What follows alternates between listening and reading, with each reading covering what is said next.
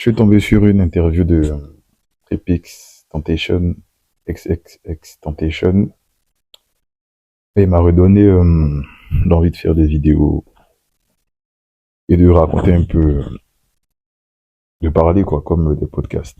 Je vais pas rentrer dans les détails de pourquoi j'ai fait une petite pause, c'est important, mais on va parler un peu de l'interview, de, du documentaire. C'était un documentaire de la page, je crois la torche ou la perche, je mettrai le nom de la page YouTube, vous allez voir. Et en gros, ça revenait un peu sur sa vie, ses combats, les causes pour lesquelles se battait. Désolé si je suis pas comme d'habitude, mais bon, c'est pas grave. Donc, il m'a redonné l'envie, en regardant son parcours, le message qu'il dispense. Faut savoir que moi, je suis pas un grand fan de sa musique, mais je suis plus fan du message qu'il a eu vers la fin, avant qu'il décède. Donc, pour faire court, ceux qui savent pas qui c'est, en gros, c'est un rappeur qui a pété 2000, plus l'ère 2015-16, il a vraiment pété, c'est devenu star mondial. Et en gros, sa vie, je l'ai divisé en trois parties, enfance, adolescence, et quand il a pris son virage dans le, dans le bon sens, en guillemets. Donc quand il était petit, c'est quelqu'un, il a vécu entre les épaves, violence, ses parents, foyer instable, il partait beaucoup en, les maisons où on accueille les enfants qui sont dans les foyers instables. Il partait là-bas, il a rencontré des gens, il était assez violent, il vient dans la délinquance, il a été abusé sexuellement, il a vu son oncle mourir. En tout cas, une enfance hard de fou. Donc, quand il arrive au lycée, il a continué dans ce truc où il subissait un peu son environnement, il se cherchait. Et pendant qu'il était enfant, il y avait je crois sa grand-mère, puisqu'il vivait aussi chez elle, puisque ses parents c'était compliqué. Il a vécu un moment chez elle, elle l'a introduit un peu à la musique, à tout ce qui est en griffe de son âge. Mais étant tellement dans ce truc de street, dans ce truc de violence, un peu parce qu'il aimait ça, mais juste pour se donner une image, juste trouver un but à sa vie, il était dans le truc, il était dans le truc, il était dans le truc. Donc, il a baigné dans son adolescence, voiture, des gangs, des trucs de gangs, des rixes, vente de drogue, et la musique était une de ses passions. Voilà. Donc, au niveau scolaire, je crois, il a fait l'équivalent de la seconde. Et après, il a arrêté, il s'est focus sur la musique, mais il continue toujours ses comportements de bagarre, colérique, tout ça, tout ça. Donc, pendant ce temps-là, quand il avait son comportement à l'adolescence, il faisait de la musique, il faisait de la musique, il faisait de la musique. Il balançait, il balançait, il balançait, il balançait. Il a rencontré Ski Mask, Slump j'ai oublié, je crois que c'est ça. Vous voyez qui c'est, il a un du rock. C'est un gars, il est très très chaud, donc c'est devenu pote dans cette période-là, ils ont commencé à faire la musique. Ils ont commencé à produire, produire, produire. Donc, voilà. Et la dernière partie, c'est un peu long, mais je vais expliquer au fur et à mesure de ce que j'ai retenu, ce qui m'a redonné envie de refaire des vidéos dans son documentaire. En gros, les messages qu'il disait à la fin de sa vie, c'était émancipez-vous, rappelez-vous de votre valeur, ne laissez personne vous dire ce que vous êtes, qui vous devez devenir, faites ce qui vous semble juste, continuez à apprendre constamment, ne vous laissez pas être dominé par les dictats de la société, ne regardez pas ce que les autres pensent de vous. Et aimez, aimez, aimez sainement, ne faites pas du mal, remettez-vous en cause, apprenez constamment, en gros. Et quand j'ai checké un peu ce qu'il a dit, ça m'a fait un tic. Parce qu'il a parlé aussi de la régularité dans ce qu'on fait. Et de ne pas se laisser abattre par les trucs de la vie, des éléments qu'on peut pas forcément gérer. Donc quand j'ai écouté, ça m'a fait un tic. Je vais pas donner les raisons pour lesquelles je voulais arrêter. Vidéo YouTube, Instagram, mais ça m'a fait un tic. En mode, quand tu vois quelqu'un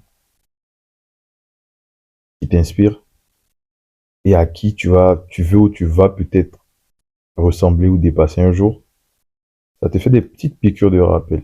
Parce que comme j'ai dit, XXXTentacion, je suis pas fan de sa musique, mais son message, je trouve, ça résonne en mode de ouf. Ça résonne en mode de ouf. Et c'est là que, en voyant un gars comme lui, qui a vécu tout ce qu'il a vécu, et en transposant ça à ma vie, parce que j'ai pas vécu ce qu'il a vécu, j'ai la chance de ne pas avoir vécu ce qu'il a vécu, j'ai plutôt bien vécu, ça m'a remis une gifle, quoi. Sachant que je suis quelqu'un d'ambitieux, ceux qui me connaissent depuis petit savent, j'ai toujours dit que moi, je veux marquer l'histoire. Je sais pas comment, je sais pas dans quoi, mais je sais que je vais marquer l'histoire en bien. Donc, vu l'exigence que je me mets, ce que je fais pour arriver vers mon but, pour être à fond dans mes projets et pour mettre la barre haute pour réaliser mes rêves, les rêves de mon peuple et montrer qu'on peut faire ce qu'on veut et qu'on peut changer les choses. Il faut que je sois le premier, en tout cas dans ma perception des choses, il faut que je sois le premier à être le changement que tu veux dans le monde. D'où la citation de Gandhi. C'est Gandhi qui avait dit ça. Si tu veux un changement, soit ce changement-là, qu'il advienne dans le monde. Donc, X, c'est vraiment l'exemple type de ce truc-là, quoi. Puisque avant que je rentre dans les détails, je pense que la vidéo sera très très longue.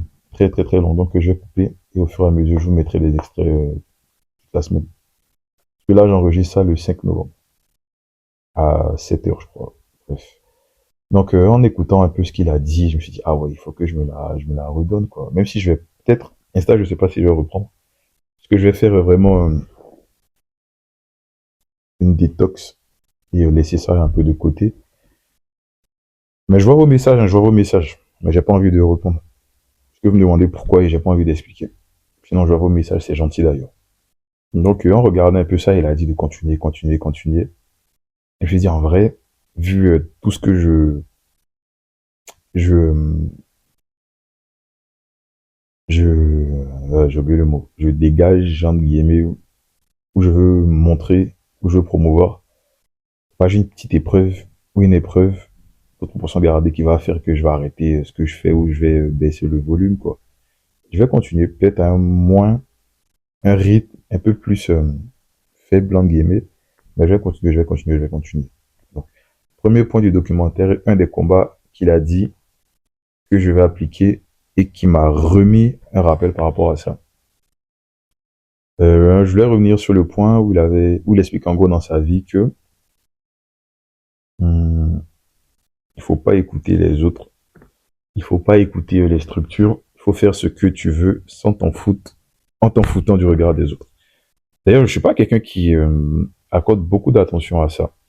Mais depuis que j'ai commencé les réseaux, ça fait peut-être janvier, podcast, TikTok, Insta, ça fait une semaine avant que je décide finalement d'arrêter, entre guillemets, diminuer les réseaux sociaux. Je m'étais surpris à me dire, ah ouais, genre lui là, tel nombre d'abonnés, il faut que j'ai le même nombre d'abonnés. Ça m'a surpris, parce que c'est un truc que j'évitais et j'évite au max de rentrer dans la comparaison euh, néfaste. Et c'est la raison pour laquelle je regarde pas mes stats, je regarde rien de tout ça pour éviter que j'ai cette tentation. Donc je m'étais surpris à avoir cette réaction et je me suis dit, wesh, qu'est-ce qui se passe? C'est bizarre ça. Pendant la semaine, j'ai observé et je voyais que j'avais un penchant à comparer, mais genre vraiment consciemment. Puisque avant, cette semaine-là, c'est la semaine avant, la semaine du 4 novembre. Bon, j'avais pas ce réflexe, quoi. J'étais en mode, ouais, ce qu'il fait, c'est bien. Je like si j'aime, je like pas si j'aime pas. Mais je respecte l'art ou le taf de la personne. Donc j'étais en mode, wesh, qu'est-ce qui se passe, qu'est-ce qui se passe? En plus, le contexte personnel et le contexte global fait que je l'ai pris très mal et vu l'enchaînement des choses, ça m'a fait consolider ma, mon choix de faire une petite pause. Donc, j'étais en mode, wesh, genre les réseaux sociaux, c'est si toxique que ça. Même moi qui lutte contre ça, ça m'a touché un peu.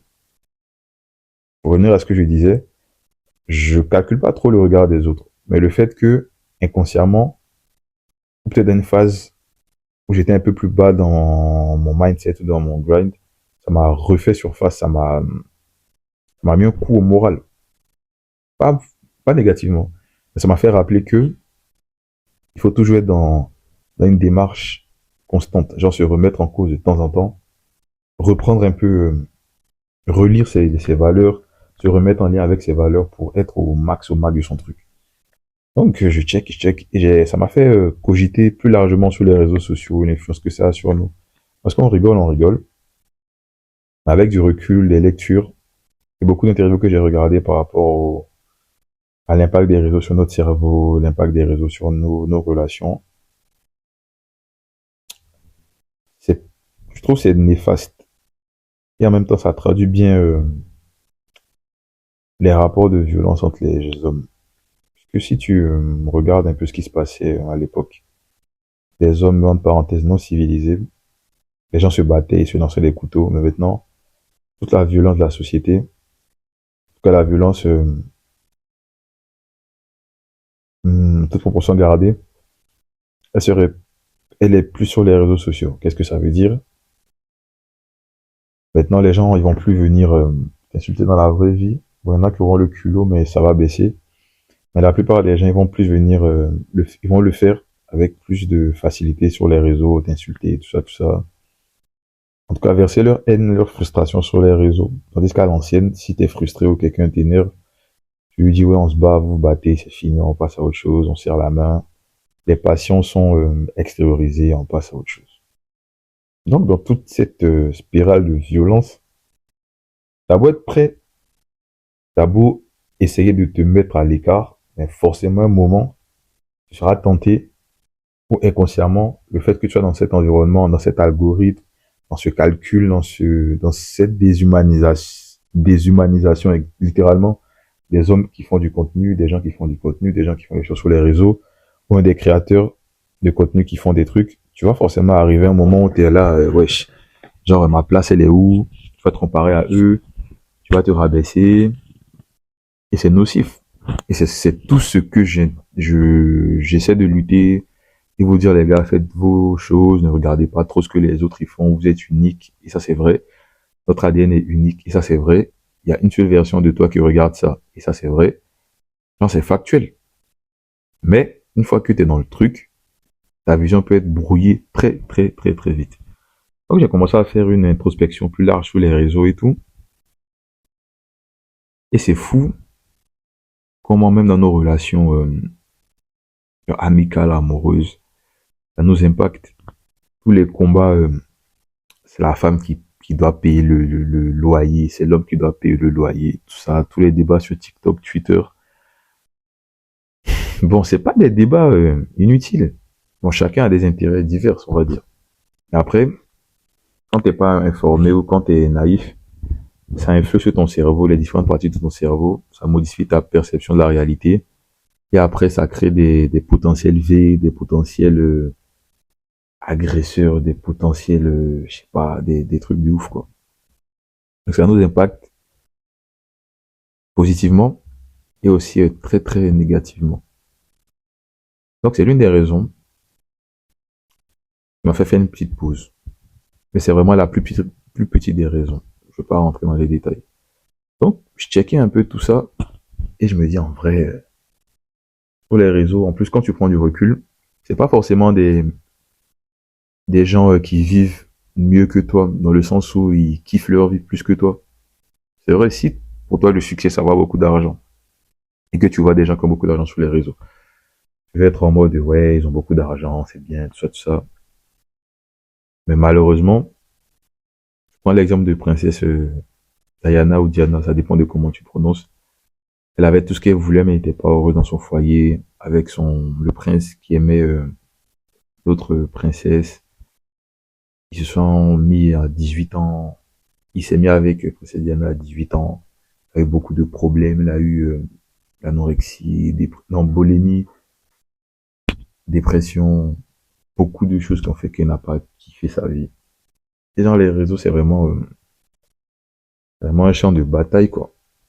Et moi, j'ai la chance de pas avoir dans une sauce ou des trucs qui t'atteignent vraiment psychologiquement ou des trucs où les gens sont vraiment capables de venir t'attaquer en vrai. Mais bon, il faut être au courant de ça. Et notre société, je trouve, on minimise. C'est pas, on sensibilise pas assez. Parce que tout ce qu'on fait sur les réseaux, c'est tracé, c'est étudié. Et vous avez ceux qui ont suivi, par exemple, le Facebook en 2009 ou 2012, le scandale Data Analytica avec Cambridge. En gros, ils avaient attrapé Facebook. Et qu'est-ce que Facebook avait fait? Ils prenaient nos données, sans notre permission, ils les utilisaient. Pourquoi? Pour nous vendre des produits qui vont nous rendre accro, par exemple à Facebook, à utiliser notre feed Facebook ou notre For You page pour nous rendre accro, en gros, en très très gros. Donc il y a tout ça, quoi. En plus des réseaux comme TikTok, Insta, ça, comment dirais-je? C'est fait de telle sorte qu'on soit accro. Plus il y a des gens vraiment qui étudient notre psychologie, notre face, la façon dont notre cerveau fonctionne, pour nous envoyer le plus de capteurs, de récepteurs. Beaucoup restent plus longtemps sur l'appli. Je sais pas si vous savez, mais par exemple TikTok, j'avais lu une étude américaine sur ça. Ils ont besoin de, je crois maintenant, une journée pour capter comment notre cerveau fonctionne, nos, on va dire nos parties sensibles qui font qu'on peut être accro facilement à un truc. Donc ils étudient ça, ils font, ils étudient ça en fonction de nos recherches, nos likes, les trucs qu'on swipe, le temps qu'on passe sur des posts. Ils fabriquent ça, bam, notre For You page, et on reste, on reste, on reste, on reste. Et le fait d'avoir fait une petite détox, ça m'a permis d'observer un peu ce qui se passe hors des réseaux sociaux. Parce que les réseaux sociaux, c'est vraiment, c'est un monde parallèle en vrai. C'est vraiment une attraction. On est là, tout est chiffré, tout est codé. Et il n'y a rien d'humain à part la haine. Mais tout ce qu'il y a autour, c'est des likes, des chiffres, des codes, des partages, des flèches. Et je vais pas faire le mec en mode le gourou et tout. Mais je sais pas, je me suis pris une fascination à observer ce qui se passe autour de moi. Genre vraiment me concentrer dans la réalité et juste apprécier ce qui se passe. Ça fait peut-être depuis 1, 2 mois.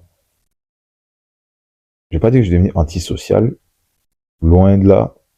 Mais genre, maintenant, je préfère plus rester là, à me promener, aller courir, les soirs, le matin, observer le jour qui se lève, le jour qui se couche.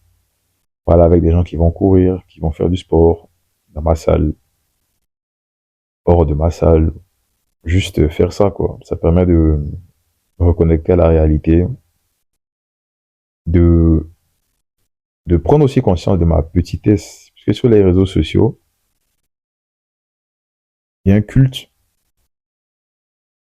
il y a un culte de la personne qui est indirectement, euh, comment ça s'appelle, qui est indirectement voulu. Plus t'as de likes, plus t'as une certaine forme de validation. Et c'est comme dans les jeux vidéo, tout ça, sur Insta, pour ceux qui savent pas. Quand tu dépasses un certain nombre d'abonnés, tu as des nouveaux niveaux. Par exemple, tu dois avoir 10K de vues sur un Reels, 10K de vues sur tes stories, 10K de personnes qui regardent ton compte, tout ça, tout ça. Donc, au fur et à mesure, tu es dans cette optique de grandir ton personnage virtuel, sachant que tout ce qu'on montre sur les réseaux, c'est des trucs qu'on a préalablement choisis, c'est des trucs qu'on a préalablement lissés pour pas que ça fasse polémique, ou si ça doit faire polémique. C'est un but pour après attirer l'attention.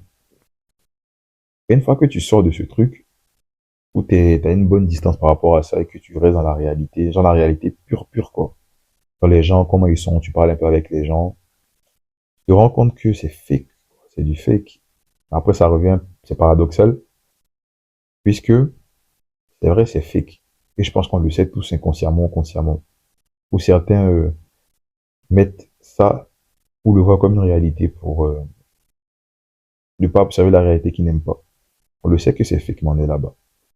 On sait que il y a un potentialité addictive, mais on est là-bas. Ça, on sait, mais on est là-bas. Donc, une fois que je suis sorti de bon, j'essaie de sortir de ce truc, parce que j'étais pas trop accro. Insta, TikTok, bof, pas trop accro. Mais en sortant de ça, ça fait peut-être 2 semaines que je suis plus dans ça. Genre, je kiffe, quoi, la vie sans réseau. Je viens juste, il y a des trucs obligatoires comme des shootings à faire ou des projets de mes potes. C'est juste pour ça, quoi. Mais le reste, bof. Je trouve ça assez futile. Et le mieux, c'est de se reconnecter aux gens, parler avec des gens, apprendre avec des gens. C'est ce que je fais, j'essaie de faire de plus en plus. Même si je le faisais beaucoup. Avec mes lectures, tout ce que j'apprends, tout ce que je grind, ça me permettait d'avoir un bon background, quoi. Donc voilà. Je sais pas si c'est clair. Mais bon, c'est juste pour vous dire que ne vous comparez pas aux gens, ça sert à rien. Faites vos trucs. Soyez focus sur vos projets. Faites ce qui vous fait vibrer. Et la comparaison, ça sert à rien, quoi. En fin de compte. Et par rapport à le truc de comparaison, souvent, quand les gens, je crois, les gens dans la rue qui me disent, ouais, j'aime ce que tu fais et tout, ça m'étonne. Parce que quand je sors dans la rue, ça m'arrive d'oublier que je fais des trucs sur les réseaux sociaux. Donc, quand ils me le disent, c'est comme si je me dédouble. En mode, le Yann de là-bas, c'est pas le même. Le Yann d'ici, c'est pas le même. Sachant que sur les réseaux, je suis assez transparent. Genre, c'est vraiment ce que je fais, les vidéos que je prends. Bon, là, je fais des cuts. Bon, ça dépend d'où. Mais souvent, je fais des cuts et genre, je poste ça. Mais après, je regarde pas plus que ça, quoi. Même tout ce qui est like et tout, je m'oblige à pas regarder. Je trouve que si ton truc est bon, le temps va faire des choses et tu vas arriver où tu dois arriver. Donc, voilà. Bof. Je sais pas si c'est clair, mais voilà. Je vais passer à un autre point, mais je vais obligé de couper la vidéo. Donc je vais continuer. Je vais passer à un autre point. Voilà.